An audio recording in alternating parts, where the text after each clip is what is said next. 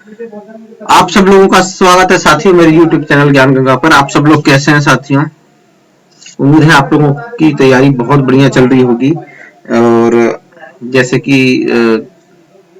NTA वालों ने date जारी कर दी है कि कब एग्जाम होंगे, तो ये एग्जाम होंगे 2 मई से आपका 11 मई के बीच में। और उसके फॉर्म निकल चुके हैं। जिन लोगों ने अभी तक फॉर्म नहीं भरा है वो फटाफट जाके फॉर्म भर ले, ठीक है ना। देरी ना करें, कल भी करना है, आज भी करना है, ठीक है। तो फटाफट जाके वो अपना फॉर्म भर लें और पूरी शिद्दत से, पूरी मेहनत से, पूरी ईमानदारी से एग्जाम की तैयारी में लग जाए। आपका एग्जाम 100% क्लियर हो जाएगा, ठीक है ना। आपका नेट जेआरएफ हो जाएगा। तो साथियों आपको क्या करना है, पूरी शिद्दत से, पूरी मेहनत से वो करना है।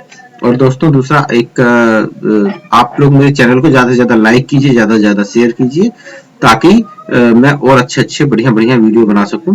आप लोगों के लिए मैं आज लेके आया हूं उदारवाद, ठीक है ना। कि जैसे कि प्रीति मैडम ने क्या सिलेबस छोड़ दिया था, तो उदारवाद, अनुदारवाद, रूढ़िवाद ये सारी चीजें रह रही थी। तो बाकी चीजें मैं कोशिश करूंगा कि मैं आप लोगों को समझा सकूं और आप लोग उसको आपको ये वो दिक्कत ना आए जो आप लोगों को अभी फेस कर रहे हैं आप, ठीक है ना। तो शुरू करते हैं साथियों। इससे रिलेटेड क्वेश्चंस भी मैं आपको दे दूंगा, ठीक है ना। इससे रिलेटेड जितने भी क्वेश्चंस होंगे वो सारे आपको बड़ी जल्दी क्या बोलते हैं मेरे YouTube चैनल @political solution पे मिल जाएगा, ठीक है ना।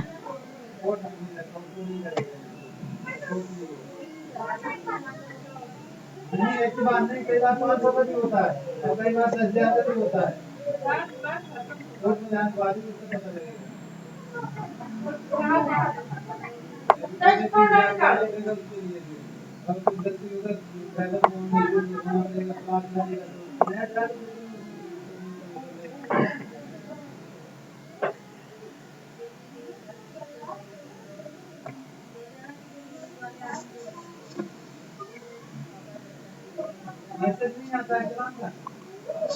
तो साथियों आज हम पढ़ेंगे उदारवाद। उदारवाद क्या है दोस्तों, इसको हम समझेंगे, बहुत इंपॉर्टेंट है। अगर आप उदारवाद समझ जाते हो तो आपको लिबर्टी और आपका न्याय जो है ना वहां पे ये बहुत हेल्प करेगा, ठीक है ना। तो आपको उदारवाद को बहुत क्या बोलते हैं ईमानदारी से, बहुत अच्छे से इसको आज समझ लेना है। आज मैं आपको ऐसे समझाऊंगा उदारवाद कि आपको फिर कभी दोबारा प्रॉब्लम होगी नहीं, ठीक है ना। तो दोस्तों उदारवाद को इंग्लिश में लिबरलिज्म कहते हैं। क्या कहते हैं? उदारवाद को लिबरलिज्म कहते हैं। अब ये लिबर जो इलिज्म जो वर्ड है ये इंग्लिश है, ठीक है ना। क्या है लिबरलिज्म? ये जो वर्ड है ये इंग्लिश का वर्ड है। क्या है? इंग्लिश का वर्ड है, ठीक है ना। इंग्लिश का वर्ड है। और ये जो वर्ड है ना ये किससे निकला है? ये लीबर से निकला है। किससे निकला है? लीबर से। लीबर से, जो किसका है? लैटिन भाषा का है दोस्तों। किसका है? लैटिन भाषा का शब्द है लीबर, ठीक है ना। और क्या बोलते हैं, इसका मतलब होता है क्या? उदार होता है। लीबर का मतलब क्या होता है दोस्तों? उदार होता है, ठीक है ना। क्या होता है? उदार। और आप जैसे लिबर्टी पढ़ते हो ना, लिबर्टी, लिबर्टी है ना, लिबर्टी मतलब स्वतंत्रता, स्वतंत्रता, ठीक है ना, स्वतंत्रता। ये लिबर्टी भी लीबर शब्द से निकला है। क्या है? लीबर शब्द से निकला है। ये वही वाला लीबर है, ठीक है ना, उसी वही वाला है, ठीक है। तो आप इसको थोड़ा सा कर लीजिए कि आप इस दिमाग में इसको डाल लीजिए कि कहां से आया है, ठीक है ना। तो ये जो है आपका लैटिन भाषा के लीबर से आया है, ठीक है। और उदारता हो गया इसका मतलब, ठीक है ना। उदारता या स्वतंत्रता दोनों ही इसका मतलब होता है। अभी मैं जब आगे बढ़ूंगा तो आप लोगों को समझ में आ जाएगा कि कैसे ये एक कनेक्टेड है एक दूसरे से, ठीक है।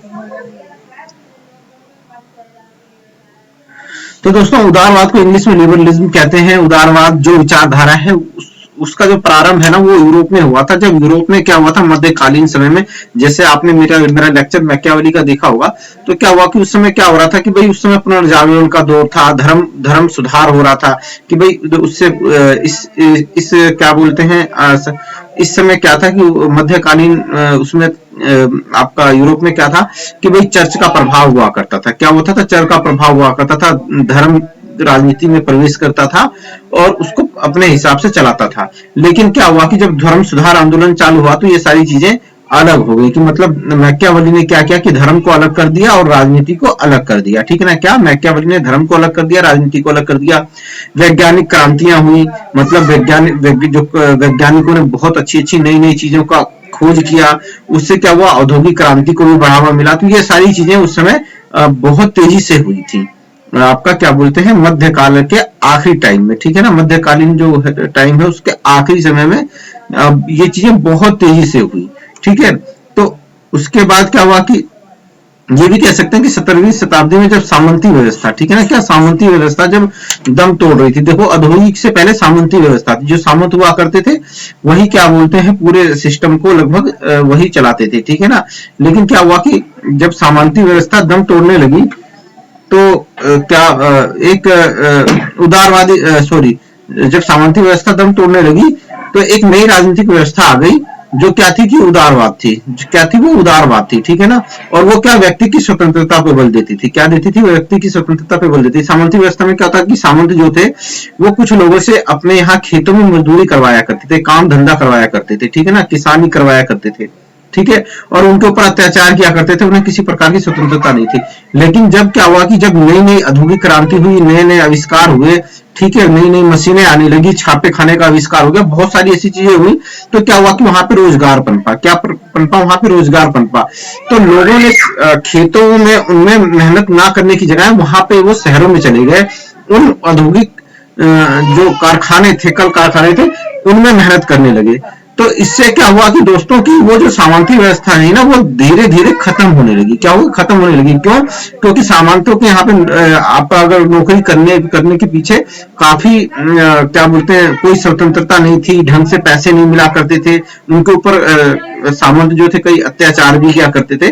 तो वो जो व्यवस्था थी वो पुरानी पड़ गई और वो क्या धीरे धीरे टूटने लगी। एक सेकंड जरा मुझे 1 मिनट का टाइम दीजिएगा।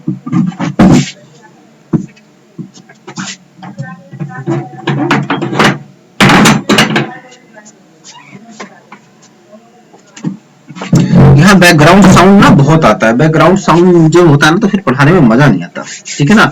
तो क्या होता है कि भाई उसके बाद जो ये जो नई व्यवस्था थी ना, राजनीतिक व्यवस्था, ये उदारवाद थी। और उदारवाद जो क्या है, व्यक्ति की स्वतंत्रता पर बल देता। भाई व्यक्ति स्वतंत्रता, जो मर्जी चाहे करे, ठीक है ना, कोई रोक टोक नहीं है, कोई नहीं रोकेगा, ठीक है ना। ये उदारवादी व्यवस्था ने राजनीतिक व्यवस्था ने कुछ नहीं है यहाँ पे। उदारवादी ने राजतंत्र को चुनौती दी थी। किसको दे दी दोस्तों, राजतंत्र को चुनौती दी थी। और व्यक्ति के प्रत्येक क्षेत्र में स्वतंत्रता का समर्थन किया, चाहे वो आर्थिक हो, ठीक है ना, चाहे वो आर्थिक क्षेत्र हो व्यक्ति का, सामाजिक हो, धार्मिक हो, सांस्कृतिक हो,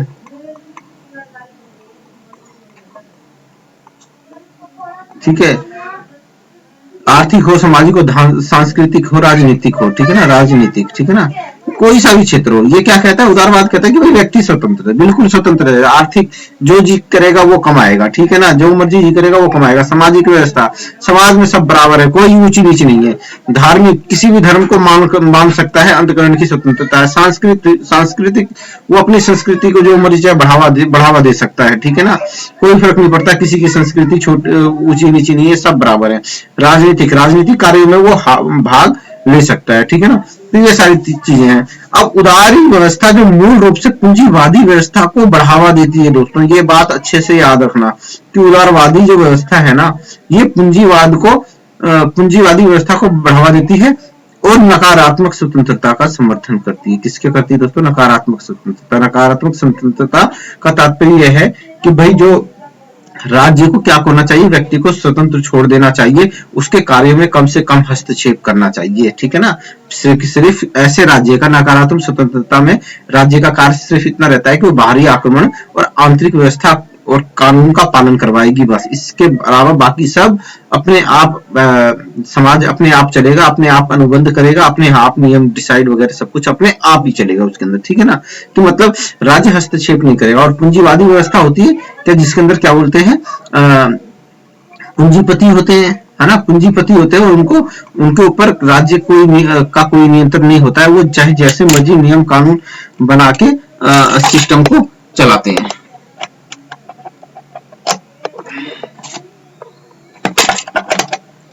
पूंजीवादी व्यवस्था में क्या होता है कि साथियों की जैसे कि पूंजीपति होंगे, ठीक है ना, क्या होंगे, पूंजीपति होंगे। जैसे कार्ल मार्क्स अगर आपने पढ़ा होगा तो आप पूंजीवाद को अच्छे से समझ जाएंगे कि भाई पूंजीवादी व्यवस्था के अंदर में क्या होगा कि सारा का सारा जो संपत्ति होगी, सारे के सारे संसाधन होंगे वो निजी हाथों में होंगे। किसमें? निजी हाथों में होंगे। और निजी पूंजीपतियों के पास जो ये संसाधन होंगे, पूंजीपति क्या करेंगे, अपने फायदे के लिए ही उत्पादन करेंगे, अपने फायदे के लिए उत्पादन करेंगे और मजदूरों को बहुत थोड़ा सा ही मिलेगा। क्या? बहुत थोड़ा सा मिलेगा, सिर्फ उनके कि हाँ भाई वो शाम को दाल रोटी खा सके, इससे ज्यादा उनको नहीं मिलेगा, ठीक है ना।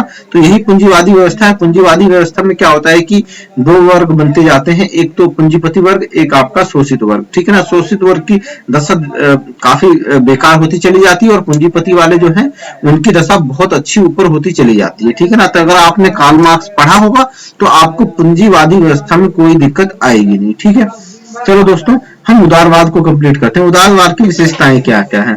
तो उदारवाद मनुष्य को विवेकी मानता है दोस्तों। क्या? उदारवाद मनुष्य को विवेकी मानता है। उदारवाद कहता है कि आदमी के अंदर अपना दिमाग है, अपनी समझ है, वो विवेकी है, ठीक है ना। क्या? उदारवाद क्या कहता है कि मनुष्य समझदार है, विवेकी है, उसके पास क्या बोलते हैं, सोचने समझने की ताकत है, ठीक है ना। उदारवाद मनुष्य की स्वतंत्रता में विश्वास रखता है। उदारवाद कहता है कि भाई मनुष्य जो है ना वो स्वतंत्र होना चाहिए, चाहे वो कोई काम करे, चाहे वो कोई क्या बोलते हैं कोई अभिव्यक्ति करना चाहता हो, किसी धर्म में रहना चाहता हो, या फिर कोई रोजगार धंधा करना चाहता हो, तो उसके लिए वो स्वतंत्रता है। राज्य को उसमें हस्तक्षेप नहीं करना चाहिए ना, है ना। जैसे कि दोस्तों आप बिल्कुल स्वतंत्र हो, चाहे आप बीएड करो, चाहे आप पीएचडी करो, चाहे आप क्या बोलते हैं आपका आईएसपीएस की तैयारी करो, जो मर्जी, ठीक है ना। तो उसी तरह से वो उदारवाद मनुष्य की स्वतंत्रता में विश्वास रखता है, ठीक है ना। समाज और राज्य को कृत्रिम संस्था मानता है। ये वर्ड याद रख लेना दोस्तों, क्योंकि ये दोनों तो हर किसी को पता है, लेकिन बच्चे इसमें कंफ्यूज हो जाते हैं, ठीक है ना। क्या भाई कि समाज और राज्य को कृत्रिम संस्था मानता है। अगर दोस्तों आपने हॉब्स लॉ रूसो पढ़ा होगा तो आपको पता चलेगा कि लोगों ने राज्य का निर्माण किया है, ठीक है ना। क्या? लोगों ने राज्य का निर्माण किया है। लोग क्या कहता है कि भाई राज्य का निर्माण इसलिए किया गया है कि ताकि वो हमारे प्राकृतिक अधिकारों को और निजी संपत्ति को की सुरक्षा कर सके, ठीक है ना। तो क्या हुआ, वो क्या कहते हैं कि उदारवाद कहता है कि समाज और राज्य जो है उसका निर्माण आदमियों ने किया है, व्यक्तियों ने मिलकर किया है, ठीक है ना। तो एक ये भी विशेषता हो गई, ठीक है। अभी मुझे पीछे क्लास हुई थी, उसमें लॉक में अगर आपने पढ़ा होगा तो मैंने वहां पे ये चीज क्लियर की है। व्यक्ति को साध्य, क्या? व्यक्ति को साध्य और राज्य को साधन मानता है, ठीक है ना। कि मतलब जो उदारवाद कहता है कि जो व्यक्ति जो है ना उसका कल्याण जो है ना वो आखिरी है और राज्य उसको करने का क्या है, साधन है दोस्तों, ठीक है ना। जैसे आप करते हो ना कि आप क्या करना चाहते हो, आप एक बढ़िया नौकरी, प्रोफेसर की नौकरी प्राप्त करना चाहते हो, प्रोफेसर की नौकरी प्राप्त करना चाहते हो, तो ये क्या हुआ, आपका ये साध्य हो गया। क्या हो गया दोस्तों? साध्य हो गया, ठीक है। और साधन क्या है? आपका नेट का एग्जाम, ठीक है ना। नेट और पीएचडी ये क्या हो गई, आपका साधन हो गया दोस्तों। क्या हो गया? ये आपका साधन हो गया, ठीक है ना। तो इस बात को ध्यान रखिएगा, साध्य और साधन में क्या होते हैं, ठीक है। तो उसके बाद दोस्तों उदारवाद रीति रिवाजों, परंपराओं आदि का विरोध करता है दोस्तों। क्यों करता है दोस्तों?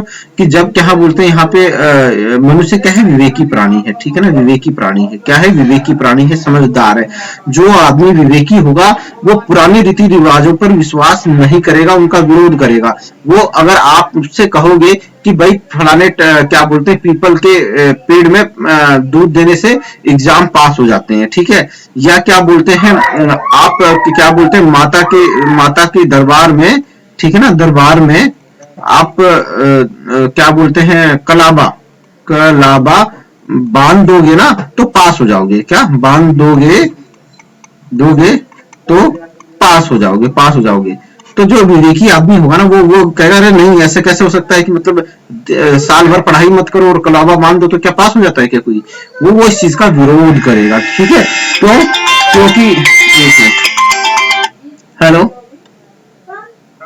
हाँ जी, हाँ जी,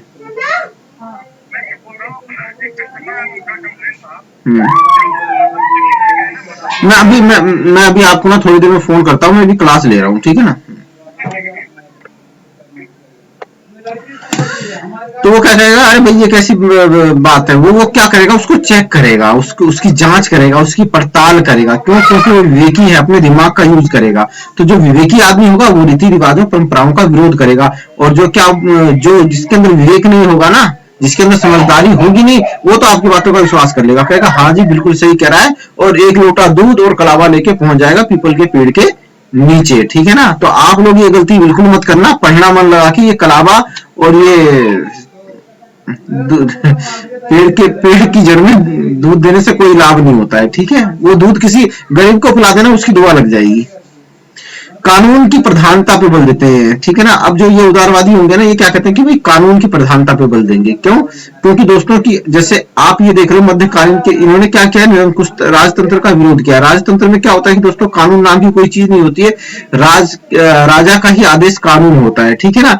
लेकिन ये कहते हैं नहीं, क्या होगा कि इस तरह तो आदमी राजा क्या करेगा, कभी भी कोई भी कानून उठा के ठोक देगा जबरदस्ती, जिससे आदमी की स्वतंत्रता नष्ट हो जाएगी। क्या? कोई भी ऐसा कानून सरकार या राज्य ठोक दे जिससे व्यक्ति की स्वतंत्रता नष्ट हो जाए। इसीलिए वो क्या कहते हैं कि कानून की प्रधानता पे बल देते हैं। भाई जो कानून में लिखा होगा वही उसी हिसाब से होगा, ये नहीं कि आप आए दिन नियम कानून बदलते रहो। ठीक है ना? लोकतांत्रिक शासन प्रणाली का ये क्या करते हैं, समर्थन करते हैं दोस्तों, डेमोक्रेसी का समर्थन करते हैं ये। ठीक है ना? अंतरराष्ट्रीय राजनीति में विश्व शांति। ठीक है ना? तो ये दोस्तों ये वर्ड याद रखना कि ये क्या बोलते हैं, विश्व शांति का समर्थन करते हैं। क्या? उदारवाद। उदारवाद क्या कहते हैं कि समझौते पे, आपने यहाँ पे देखा ना, समाज और राज्य का निर्माण समझौते से हुआ है। किससे हुआ है दोस्तों? समझौते से हुआ है, समझौते से। और जो समझौता करता है वो दोस्तों शांति का समर्थक होता है। वो क्या होता है? वो शांति का समर्थक होता है दोस्तों। ठीक है ना? उदारवाद धर्मनिरपेक्षता पे बल देता है दोस्तों। ये धर्म में विश्वास नहीं करते, ये धर्मनिरपेक्षता है कि भाई धर्म आपका अपना विषय है, आपका जो जी करे, आपका जी करे आप इस धर्म का पालन करो, आपका जी करे आप उस धर्म का पालन करो, आपका जी करे आप धर्म का पालन मत करो, हमारी तरफ से कोई रोक टोक नहीं है। ठीक है ना? ये कहता है कि भाई राज्य का कोई धर्म नहीं है, आप जो जी करे आप उस धर्म का पालन करो। ठीक है साथियों? अब ये हॉब हाउस ने कुछ विशेषताएं बताई हैं आपकी, किसकी? इसकी आपका उदारवाद की। क्या कहता है? नागरिक स्वतंत्रता पे बल देता है दोस्तों। ठीक है? नागरिक स्वतंत्रता पे क्या देता है? इंपोर्टेंसी देता है। वित्तीय स्वतंत्रता पे, मतलब पैसे वाली जो स्वतंत्रता है ना, आपका धन वाली, उस पे बल देता है। व्यक्तिगत स्वतंत्रता पे बल देता है। ठीक है ना? भाई आप व्यक्ति अपने आप में अपने निर्णय लेने के लिए स्वतंत्र है, अपने पर्सनल।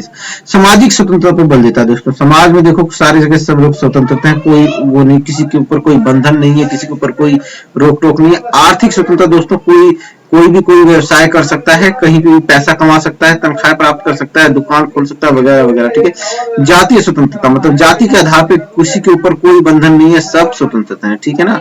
ठीक है ना? पहले क्या था कि हमारे भारतीय समाज में क्या था कि जातीय स्वतंत्रता नहीं थी, उच्च जाति के लोगों को ही क्या बोलते हैं, ऊंचे पद प्राप्त करने का और का हक था। लेकिन अब क्या है कि अब किसी भी जाति का है, कोई भी आपका कर सकता है। हालांकि ऐसा है, ऐसा कई जगह पे ऐसा देखने को मिला है कि मतलब यहाँ पे प्रॉब्लम आ रही है कि जैसे कि अभी एक पीछे एक आईएएस बना था, आपका एससी का बना था, और उसका जो पियोन था ना, पियोन जो था वो क्या बोलते हैं, ऊंची जाति का था। ठीक है ना? क्या? ऊंची जाति का था, ऊंची जाति का था। तो उसने क्या किया कि अपना त्याग पत्र दे दिया और रीजन उसने कहा कि मैं क्या बोलते हैं, एससी को पानी नहीं पिला सकता, मैं एससी को पानी नहीं पिला सकता। ठीक है ना? तो चलो खैर जो भी है, ये सारी चीजें दोस्तों धीरे धीरे बदलेंगी। ठीक है? हम कॉलेज में जाते हैं, यार दोस्त बनाते हैं, तो हम जाति धर्म ये सारी चीजें नहीं देखते हैं, बस बना लेते हैं। हम रंग रूप, मेल फीमेल, ये सब चीजें नहीं देखते हैं। लेकिन एक लेवल के बाद जाके लोगों में पता नहीं कहां से ये चीज आ जाती है। अंतरराष्ट्रीय स्वतंत्रता का समर्थन करते हैं। ठीक है ना दोस्तों? ये अंतरराष्ट्रीय लेवल पे है। जब आप वो पढ़े होंगे आपका IR, तो वहां पे आपको पता उसका नॉलेज होगा। अगर मैं एक एक चीज आपको यहाँ पे समझाने बैठूंगा तो बहुत टाइम लग जाएगा और ये फिर बहुत लंबा लेक्चर हो जाएगा। ठीक है ना? राजनीतिक स्वतंत्रता की समर्थन, मतलब कोई हर एक व्यक्ति को वोट देने का अधिकार होगा और चुनाव लड़ने का अधिकार होगा। पर पारिवारिक स्वतंत्रता, भाई परिवार के मामलों में क्या बोलते हैं, लोग स्वतंत्र होंगे। ठीक है ना? तो ये सारी उदारवाद की हॉब हाउस के अनुसार है दोस्तों। ठीक है? इंपोर्टेंट नहीं है, लेकिन फिर भी मैंने आपको बता दिया। अब समझते हैं दोस्तों, अब वो तो था उदारवाद, आपने उदारवाद समझा। अब परंपरागत या नकारात्मक उदारवाद क्या चीज है दोस्तों, क्या परंपरागत या नकारात्मक उदारवाद क्या चीज है, ठीक है ना। तो इसको जरा समझ लो दोस्तों, क्योंकि क्वेश्चन इनमें से ही आते हैं, ठीक है ना।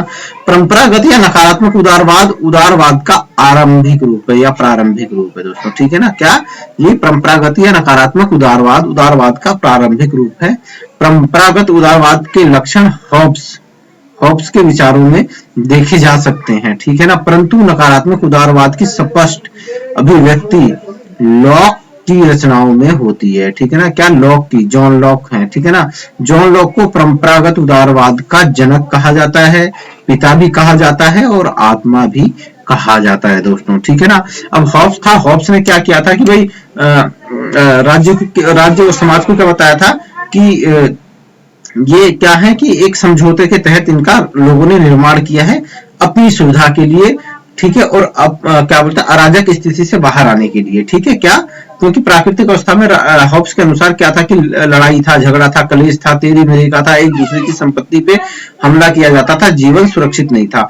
तो उसने क्या कि भाई लोगों ने आपस में मिलकर क्या किया कि भाई इस अराजक स्थिति से, प्राकृतिक अवस्था से निकल के हम एक सभ्य अवस्था में चले जाएं।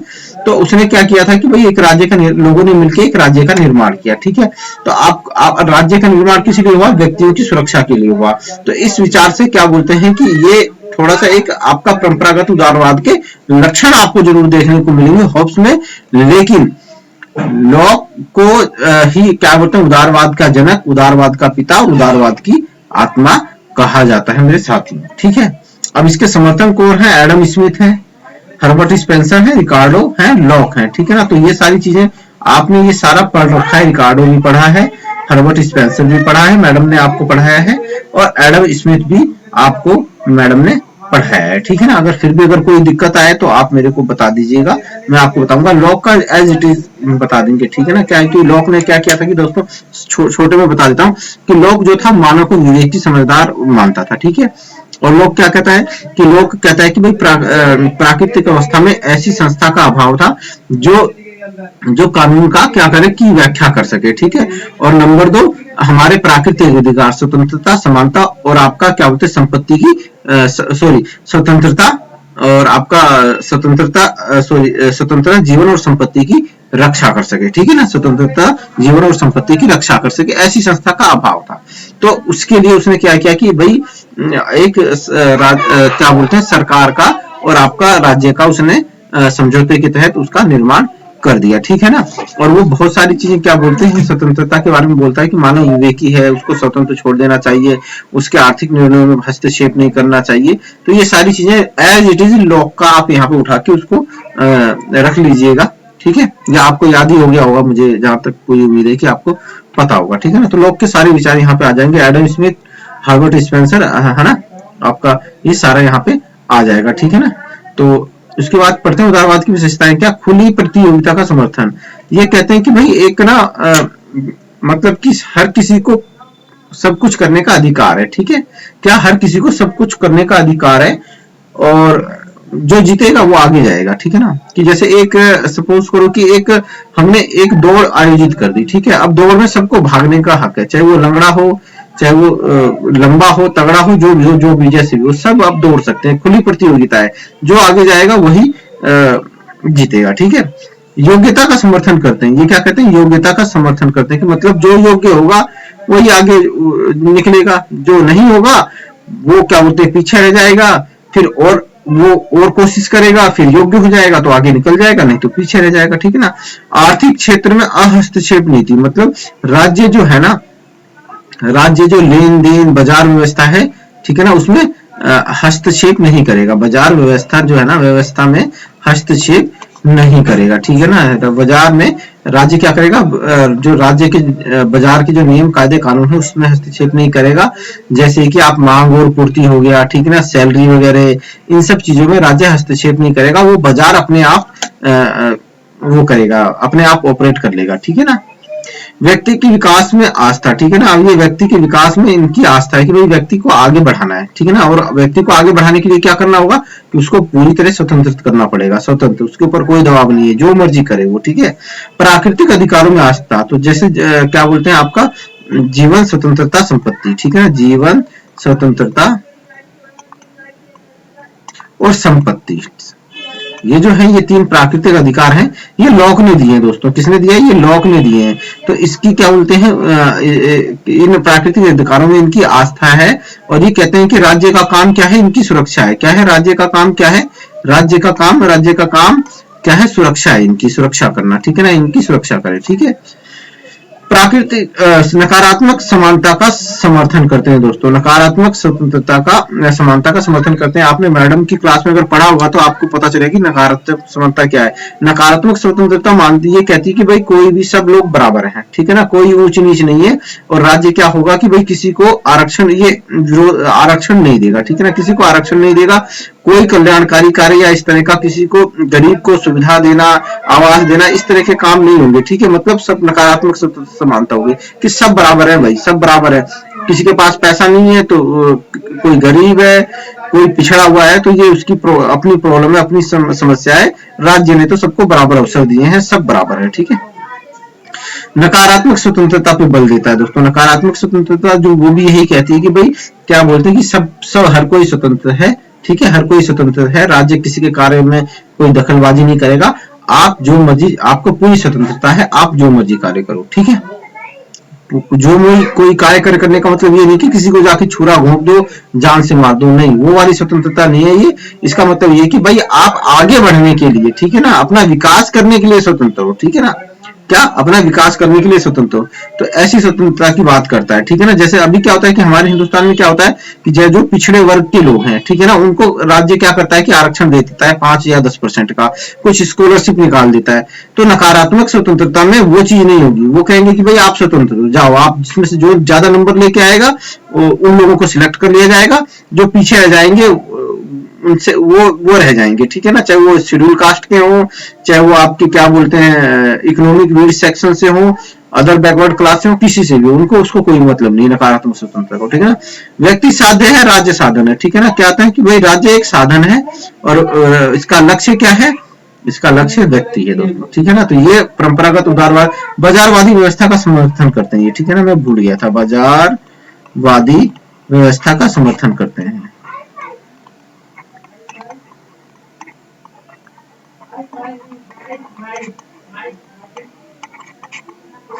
ये कुछ विशेषताएं हैं इसकी, ठीक है ना। अब क्या है कि सकारात्मक या आधुनिक उदारवाद क्या है दोस्तों, इसको समझते हैं ना, ठीक है ना। परंपरागत उदारवाद के प्रभाव से पूंजीवाद में बहुत ज्यादा बढ़ावा मिल गया दोस्तों। किससे? उदारवाद के प्रभाव से, परंपरागत उदारवाद के प्रभाव से क्या हुआ कि पूंजीवादी व्यवस्था को बहुत ज्यादा बढ़ावा मिल गया दोस्तों, बहुत ज्यादा बढ़ने लगी, ठीक है।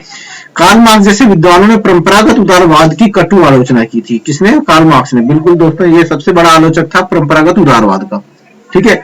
19वीं शताब्दी के अंतिम चरणों में नकारात्मक उदारवाद का स्थान सकारात्मक उदारवाद के समर्थन ने ले लिया, ठीक है ना। किसने ले लिया? नकारात्मक उदारवाद का सकारात्मक उदारवाद ने समर्थन ले लिया। इसके समर्थक थे मिल, ग्रीन, हॉबहाउस, लॉस्की और भी कई सारे विचारक हैं। तो ये सारे विचारक जो थे वो क्या थे? आपके सकारात्मक उदारवाद के समर्थक थे, ठीक है ना।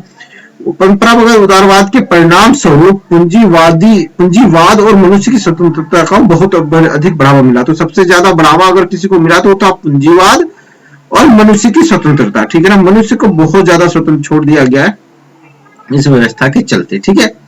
जिसके कारण पूंजीपतियों पे कोई नियंत्रण नहीं था दोस्तों। पूंजीपतियों पे, जैसा मैंने अभी पहले आपको बताया था कुछ देर पहले, पूंजीपतियों पे कोई नियंत्रण नहीं था। राज्य का उन पर कोई नियंत्रण नहीं था और वो क्या करने लगे? वो मजदूरों का बहुत अधिक शोषण करने लगे। क्या करने लगे? बहुत अधिक शोषण करने लगे। जो उनके बीच में जो खाई थी, वर्ग विभाजन था, वो बहुत तेजी से बढ़ गया था साथियों। एक तरफ तो क्या बोलते हैं पूंजीपति जो बहुत ज्यादा अमीर होते जा रहे थे और गरीब जो थे वो 2 वक्त की रोटी के लिए मोहताज होते चले गए, ठीक है ना। इतना ज्यादा शोषण हो गया था। इसके विरोध में समाजवादी व्यवस्था उत्पन्न की दोस्तों। किसकी समाजवादी व्यवस्था? किसके?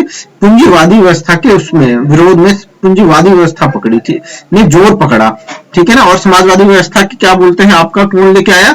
ये लेके आए भैया, ये कार्ल मार्क्स, ठीक है ना। कार्ल मार्क्स लेके आए, इनके साथी लेनिन और आपका क्या बोलते हैं एंगल्स, ठीक है ना। तो ये सब क्या है, ये इनके जोर पे क्या हुआ कि इन्हें समाजवादी व्यवस्था जोर पकड़ने लगी। अब समाजवाद की लोकप्रियता को देखते हुए जो आपके उदारवादी थे वो घबरा गए, ठीक है ना। वो क्या गए कि वो घबरा गए। उनको लगा कि भाई धीरे धीरे ये समाजवादी व्यवस्था पूरे वर्ल्ड पे कब्जा कर लेगी, ठीक है ना, पूरी वर्ल्ड पे कब्जा कर लेगी और हमारी जो विचारधारा है उदारवादी ये समाप्त हो जाएगी, ठीक है ना। उनको बहुत खतरा लगा क्योंकि समाजवाद बहुत लोकप्रिय व्यवस्था थी दोस्तों और बहुत तेजी से फैल रही थी, ठीक है ना। बहुत इसके कॉन्सेप्ट आप पढ़ेंगे अगर समाजवाद के तो आपको बहुत अच्छा लगेगा, ठीक है ना। उदारवाद में इतना इंटरेस्ट नहीं आएगा जितना समाजवाद और मार्क्सवाद में आपको आएगा, ठीक है ना। क्यों? क्योंकि समाजवादी व्यवस्था सबको साथ लेके चलती है, ठीक है ना। छोटे से छोटे, गरीब से गरीब को भी अपने साथ लेके चलती, किसी को भी पीछे नहीं छोड़ती है, ठीक है ना। तो हालांकि तो ये जो है कि क्या बोलते हैं क्या समाजवाद की लोकप्रियता से उदारवादी डर गए थे और उन्होंने क्या किया कि अपने दर्शन को समसामयिक बनाया। समसामयिक मतलब दोस्तों कि समय के अनुसार ढाप बदला। आपने उदारवादियों ने अपने विचार को, अपने दर्शन को, अपने सिद्धांत है उनको उस समय के अनुसार बदल दिया दोस्तों, ठीक है ना। वही जो बदलाव था वही सकारात्मक उदारवाद कहलाया साथियों, ठीक है। क्या? वही बदलाव सकारात्मक उदारवाद कहलाया, ठीक है ना। सकारात्मक उदारवादी राज्य को समाज के सामान्य हितों के विकास दोस्तों, ठीक है ना, के लिए सकारात्मक संस्था मानते हैं साथियों। क्या मानते हैं? सकारात्मक संस्था मानते हैं। अभी तक क्या हुआ था, नकारात्मक के अंदर में लोगों को स्वतंत्र छोड़ा गया था कि भाई आप आजाद हो, जो मर्जी करो, ठीक है ना। तो आजादी का पूंजीपतियों ने ऐसा फायदा उठाया कि वो उन्होंने उत्पादन के साधनों पे कब्जा कर लिया और समाज में जो भी उत्पादन हुआ उसका लाभ सिर्फ पूंजीपतियों को हुआ, मजदूरों को, शोषित वर्गों को नहीं हुआ। लेकिन सकारात्मक उदारवाद में क्या हुआ कि दोस्तों राज्य क्या है कि समाज के सामान्य हित क्या होंगे दोस्तों? क्या होगा? गरीबी दूर करना, भूखमरी दूर करना,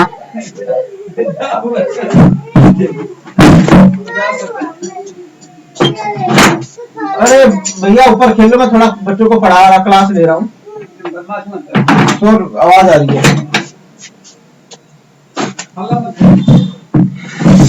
तो दोस्तों इसमें क्या था, सकारात्मक उदारवाद के अंदर राज्य को क्या था कि समाज के सामान्य हितों के विकास के लिए कार्य करना था। सामान्य हित क्या होते हैं दोस्तों?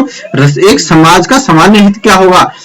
गरीबी दूर करना, भूखमरी दूर करना, आपका शिक्षा की व्यवस्था करना, ये सारे क्या होंगे? ये कल्याणकारी कार्य हैं, सामान्य हित है, ये समाज के क्या है? सामान्य हित है।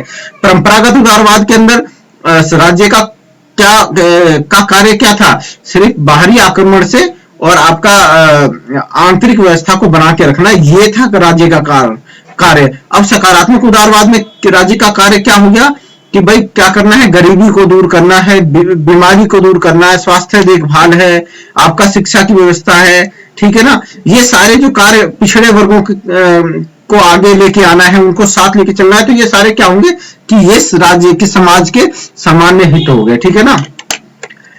वह राज्य के कार्यों में कटौती नहीं करना चाहते थे। अब क्या है कि सकारात्मक उदारवादी कहते हैं कि भाई राज्य के कार्य को कम मत करो। परंपरागत उदारवाद क्या कहता है कि भाई राज्य का काम सिर्फ क्या है कि भाई प्राकृतिक अधिकारों की रक्षा करना, बाहरी आक्रमण से सुरक्षा करना और अंदर कानून व्यवस्था बना के रखना, बस ये 3-4 कार्य करते थे। लेकिन सकारात्मक वाले क्या कहते हैं? वो नहीं भैया, इसके राज्य के और भी कई सारे कार्य हैं, ठीक है ना। क्या है? और भी कई सारे कार्य हैं, ठीक है ना। अपने नागरिकों के हितों का विकास, हितों को देखना, विकास के लिए सभी सामाजिक, आर्थिक, राजनीतिक व सांस्कृतिक दायित्वों को पूरा करने की दिशा में सकारात्मक भूमिका निभाना भी क्या है? राज्य का कार्य है दोस्तों। क्या होता है? सामाजिक कार्य करेगा राज्य दोस्तों। क्या राज्य क्या करेगा? नागरिकों के हितों का विकास करेगा, सामाजिक कार्य करेगा, आर्थिक कार्य करेगा, राजनीतिक और सांस्कृतिक कार्य भी राज्य करेगा। ये सकारात्मक उदारवादों की का कहना था, ठीक है ना। वे राज्य को एक नैतिक संस्था मानते हैं दोस्तों। ये क्या कहते हैं? राज्य एक नैतिक संस्था है दोस्तों और नागरिकों के नैतिक व बौद्धिक आवश्यकताओं को पूरा करे, ठीक है। क्या करे? आपके नागरिकों के नैतिक और बौद्धिक आवश्यकताओं को भी पूरा करे। दोस्तों देखो इसने सकारात्मक उदारवाद ने कितना काम को बढ़ा दिया यहाँ पे, ठीक है ना। सकारात्मक उदारवादियों के अनुसार राज्य को गरीबी, जैसे अभी मैं बोल रहा था दोस्तों, गरीबी, भूखमरी, भूख, अशिक्षा, बीमारी जैसी बुराइयों को दूर करने के कल्याणकारी कार्य कर समाज के समस्त व्यक्तियों को सही अर्थों में स्वतंत्र व समान बनाने की दिशा में प्रभावी भूमिका निभानी चाहिए दोस्तों। अभी हमारे देश के अंदर में क्या है दोस्तों? सरकारी हॉस्पिटल्स हैं, ठीक है, क्या है, सरकारी हॉस्पिटल्स हैं। सरकारी हॉस्पिटल्स में 1 रुपया डॉक्टर नहीं लेता है, आप वहां पे जाओ, अपना इलाज करवाओ, क्या बोलते हैं, दवाई लो, ऑपरेशंस भी वहां पे फ्री में होते हैं। तो ये सब क्या है, ये राज्य के सकारात्मक कार्य दोस्तों, क्या है, ये राज्य के सकारात्मक कार्य, ठीक है ना। गरीब लोगों को राशन कार्ड मिल रहा है, मुझे नहीं पता बीपीएल कार्ड होता है क्या होता है वो, उसके तहत उनको फ्री में राशन दिया जा रहा है।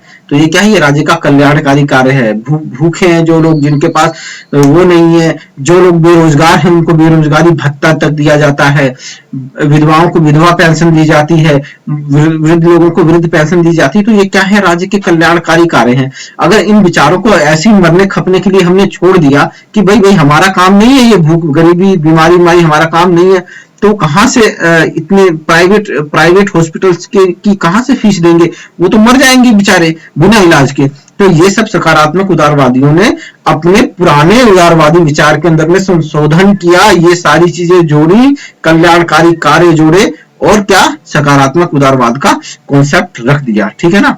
तो अब सकारात्मक उदारवाद जो था वो समाजवादी व्यवस्था के सामने खड़ा हो सकता था, ठीक है ना। क्या, समाजवादी व्यवस्था के अंदर इसके सामने खड़ा हो सकता था साथियों।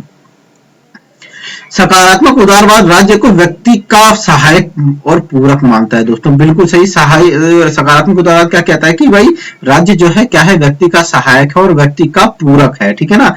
व्यक्ति के सर्वांगीण कल्याण के लक्ष्य की प्राप्ति के लिए लोक कल्याणकारी राज्य के दायित्वों का निर्वहन सौंपना चाहता है। मतलब व्यक्ति के कल्याण के लिए, व्यक्ति के विकास के लिए, व्यक्ति को आगे बढ़ाने के लिए सकारात्मक उदारवाद सारे कार्य कल्याणकारी राज्य को देना चाहता है, अपने राज्य को वो सारे कार्य देना चाहता है कि जिससे व्यक्ति का पूरा विकास हो सके। साथी आगे बढ़ते हैं। अब ये कुछ अंतर है, इनको आप समझ लीजिए, ठीक है ना। वैसे तो मैंने आपको अच्छे से एक्सप्लेन किया है, लेकिन फिर भी एक बार इसको आप समझ लीजिए, ठीक है। ये मुझे कहीं से कटिंग मिल गई तो मैं ले आया। नकारात्मक उदारवाद है एक तरफ, सकारात्मक उदारवाद है। ये 16वीं से 18वीं सदी के बीच में विकसित हुआ है साथियों। किसमें? 16वीं से 18वीं सदी के बीच में। ये 19वीं सदी के बीच में आया है दोस्तों। क्या 19वीं सदी में आया है? क्यों? क्योंकि नकारात्मक का उदारवाद का जब प्रभाव बहुत ज्यादा पड़ गया और पूंजीपतियों ने शोषण करना आरंभ कर दिया, तो क्या हुआ कि समाजवादी व्यवस्था जोर पकड़ने लगी, और समाजवादी व्यवस्था को क्या बोलते हैं, वो काउंटर करने के लिए उदारवादियों ने अपने विचार, अपनी समझ को चेंज किया और सकारात्मक उदारवाद को ले आए, ठीक है ना। इसके समर्थक कौन है दोस्तों? जॉन लॉक है, एडम स्मिथ है, रिकार्डो, ये प्रमुख प्रतिपादक हैं। इसके अलावा और भी कई सारे आपको मिल जाएंगे, ठीक है ना। ये नकारात्मक उदारवाद मतलब प्रारंभिक उदारवाद के, ठीक है ना। इसमें उसको आपका लॉजिक वगैरह को मत ऐड करना, वो क्या बोलते हैं आपके इसके समकालीन उदारवादी विचारक हैं, ठीक है। उसके बाद मिल है सकारात्मक में, टीएच ग्रीन, लास्की जो है, ये क्या है, ये प्रमुख आपके सकारात्मक उदारवादी है, ठीक है। अभी आया किसके विरोध में आया? निरंकुश तंत्र के विरोध में आया, निरंकुश राजतंत्र, ठीक है ना। राजतंत्र तो जो था वो व्यक्ति की स्वतंत्रता को समाप्त कर रहा था, ठीक है ना। क्या करता है? व्यक्ति की स्वतंत्रता को खत्म कर दिया था निरंकुश राजतंत्र ने, उसके विरोध में आया। और प्लस में निरंकुश पोपवाद, मतलब जो चर्च ने जो दखलंदाजी कर रखी थी ना, क्या बोलते हैं, व्यक्ति के जीवन में, राज्य के जीवन में, उसके विरोध में यह आया, ठीक है। लेकिन सकारात्मक उदारवाद किसके विरोध में आया दोस्तों? पूंजीवाद और मार्क्सवाद के विरोध में आया दोस्तों। किसके? मार्क्सवाद या समाजवाद, यहाँ पे समाजवाद भी लिखा हो सकता है, आप कंफ्यूज मत होना, ठीक है ना। समाजवाद भी हो सकता है, ठीक है ना। तो इन तीनों के क्या बोलते हैं, विरोध में सकारात्मक उदारवाद है। पूंजीवाद के विरोध में इसलिए आया, क्यों?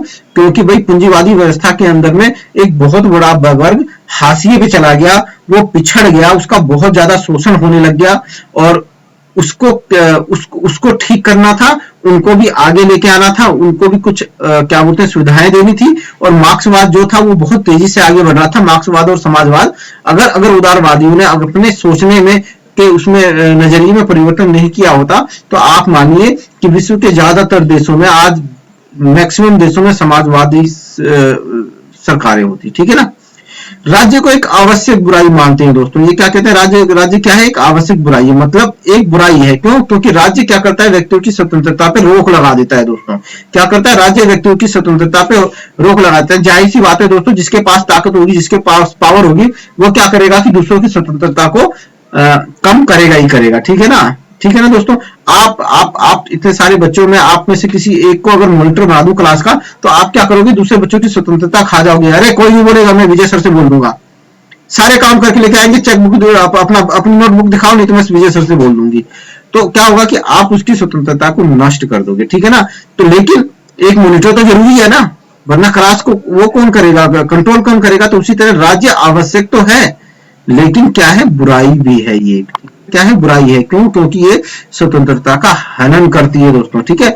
ये क्या कहते हैं, सकारात्मक कहते हैं राज्य एक कल्याणकारी संस्था है दोस्तों, कल्याणकारी संस्था मानते हैं राज्य को। क्यों? क्योंकि इसका उद्देश्य लोगों का कल्याण करना है दोस्तों। क्या है, राज्य का उद्देश्य एक लोगों का कल्याण करना है दोस्तों, ठीक है ना।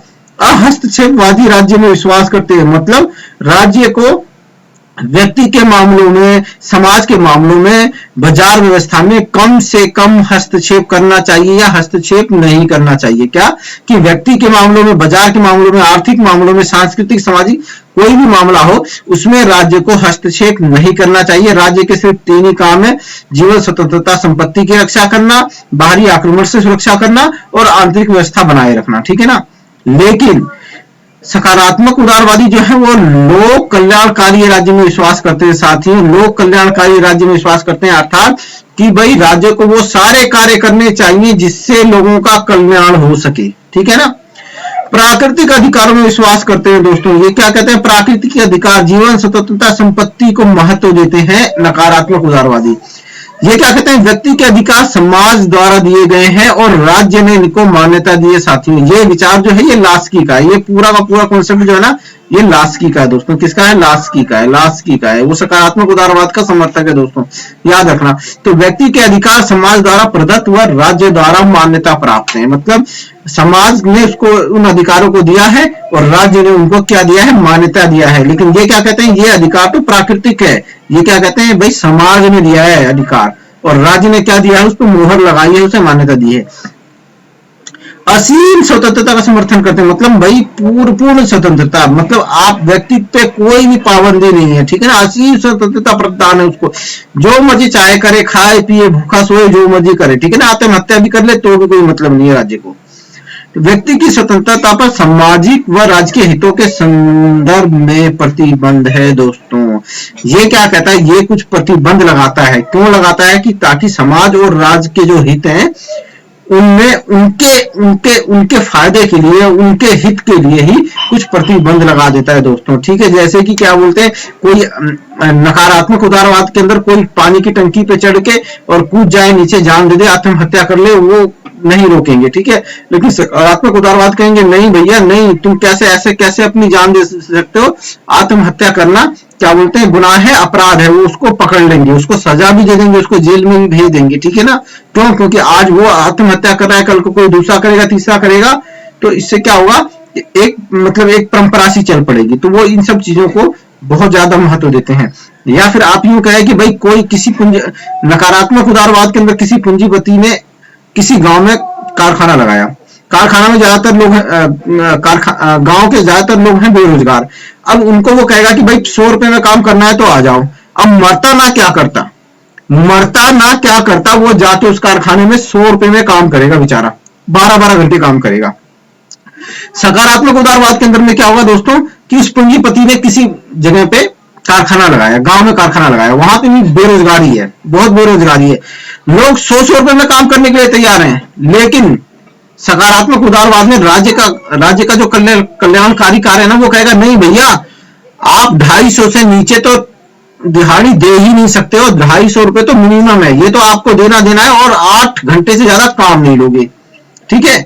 तो यही फर्क है दोस्तों, यही फर्क है। उसने प्रतिबंध लगा दिया व्यक्ति की स्वतंत्रता पे, नहीं आप कारखाना खोलो, आप मजदूर रखो, लेकिन 8 घंटे का 250 रुपया कम से कम ये तो देना पड़ेगा, ठीक है। ज्यादा जितना मर्जी दो, कम से कम 250 आपको देना पड़ेगा। और प्लस में 8 घंटे के बाद अगर ज्यादा ड्यूटी करवाओगे, है ना, तो उसका ओवर टाइम देना पड़ेगा, ठीक है। क्या ओवर टाइम देना पड़ेगा, प्लस में हफ्ते में 1 छुट्टी उनको देनी पड़ेगी। तो यही फर्क है दोस्तों, व्यक्ति की स्वतंत्रता पे सामाजिक राजकीय हितों के संदर्भ में प्रतिबंध लगा देता है आपका सकारात्मक उदारवाद। ठीक है। आर्थिक और सामाजिक क्षेत्र में राज्य की न्यूनतम भूमिका। अब ये कहता है कि आर्थिक और सामाजिक क्षेत्र में क्या होता है, राज्य को की बहुत ना के बराबर भूमिका है, ठीक है ना। आर्थिक क्षेत्र में क्या है कि भाई कोई प्रतिबंध नहीं लगाएगा, राज्य अपने आप मांग पूर्ति के नियम के हिसाब से सब कुछ डिसाइड हो जाएगा, ठीक है ना। लेकिन ये क्या करता है दोस्तों, आर्थिक और सामाजिक क्षेत्र में समाज के सभी वर्गों के विकास के लिए राज्य की व्यापकता का समर्थन करता है, राज्य के हस्तक्षेप का समर्थन करता है साथियों, ठीक है ना। तो ये नकारात्मक सकारात्मक में अंतर हो गया दोस्तों। मेरे ख्याल से आपको बहुत बढ़िया समझ में आ गया होगा ये। अब सकारात्मक उदारवाद की कुछ मान्यताएं हैं, उनको भी पढ़ लेते हैं, ठीक है। हालांकि ये आपने सब पढ़ी मैंने जितना आपको जो समझाया उस हिसाब से आपको ये वैसी दिक्कत आएगी नहीं।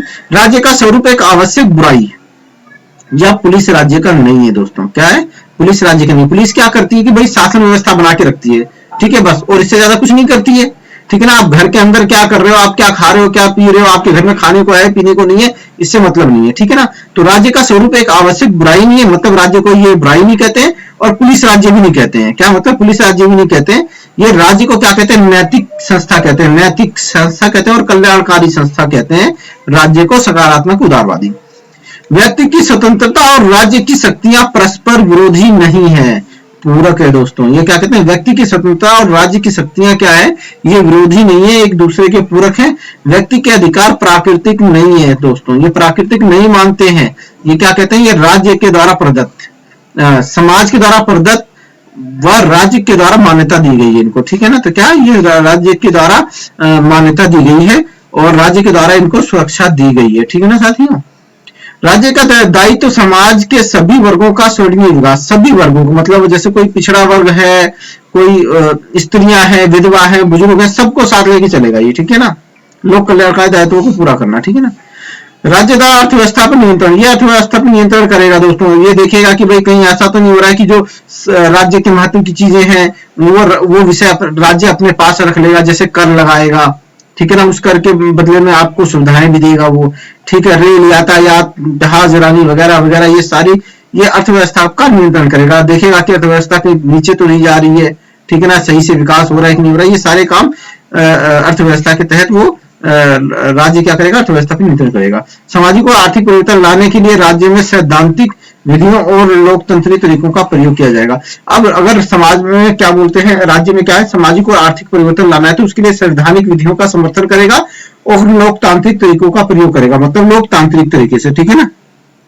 और संवैधानिक विधि मतलब संविधान में जो विधियां होंगी उनके हिसाब से, और लोकतांत्रिक तरीके से, मतलब जैसे क्या बोलते हैं, अभी क्या बोलते हैं, कोई मुद्दा है, कोई समस्या है तो उसमें ऐसा रास्ता निकालेगा कि उसमें समाज के सारे हितों को साथ में लेके जाया जा सके, ठीक है।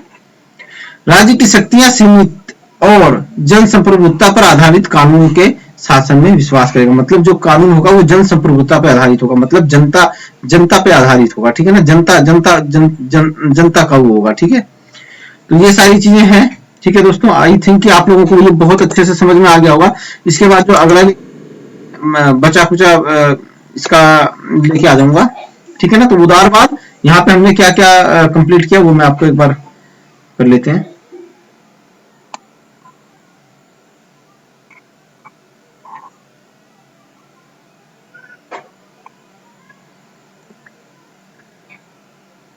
तो हमने यहाँ पे क्या किया दोस्तों, उदारवाद को समझा, नकारात्मक उदारवाद को समझा, नकारात्मक या आपका परंपरागत उदारवाद को समझा, और उसके बाद फिर हमने सकारात्मक या आधुनिक उदारवाद, ठीक है ना, आधुनिक उदारवाद। तो दोस्तों आपको ये क्लास कैसी लगी, ठीक है ना, कैसी लगी आप मुझे जरूर कमेंट करके बताइएगा। इसका दूसरा पार्ट जो होगा ना, बाकी बचा कुचा, वो भी मैं जल्दी से आपका टाइम निकाल के ले आऊंगा, ठीक है। और आज शाम को क्या होगा, रूसो से संबंधित क्वेश्चंस क्लास हो सकती है, ठीक है। और इसके क्वेश्चंस मैं आपको दे दूंगा, ठीक है ना, इसके क्वेश्चंस आपको मिल जाएंगे। तो आपको ये क्लास कैसी लगी आप कमेंट्स करके मुझे जरूर बताइएगा, आपकी रिस्पॉन्सिबिलिटी है। मैं फुल टाइम जॉब करता हूं, उसके बावजूद भी आप लोगों के लिए इतनी महत्वपूर्ण क्लासें लेके आता हूं। तो आप लोगों का भी फर्ज है कि आज अगर ये क्लास आपको बढ़िया लगी तो मेरे 10 सब्सक्राइबर बढ़ने चाहिए कम से कम, ठीक है ना। कैसे बढ़ाने वो आप देखो, अपने दोस्तों को शेयर करो, और भी बहुत सारे साथी हैं उनको ऐड करो। ठीक है, अगर आपको ये क्लास अच्छी लगी तो आप मेरे 10 सब्सक्राइबर बढ़ने चाहिए, ये आपकी जिम्मेदारी है। ठीक है, चलो अभी के लिए इतना ही। जय हिंद।